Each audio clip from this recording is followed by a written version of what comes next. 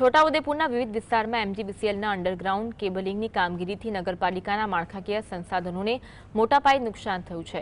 આ નુકસાનમાં રસ્તાઓ, ગટર લાઇનો અને અન્ય જાહેર સુવિધાઓને થયેલા નુકસાનનો સમાવેશ થાય છે, જેના કારણે સ્થાનિક નાગરિકોને પણ અસુવિધા ભોગવવી પડી રહી છે।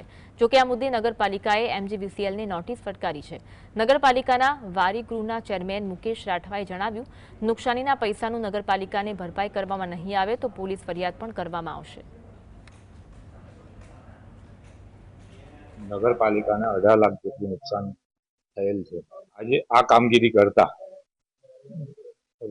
રોડ, રસ્તા અને પેવર બ્લોક અને પાણીના લાઈનોને નુકસાન થયું છે અને પાણીની પાઇપલાઇનો ઉપર જ એમજીવીસીએલની લાઈનો નાખી દેવામાં આવી છે, તે ભવિષ્યમાં પણ નુકસાનકારક સાબિત થશે।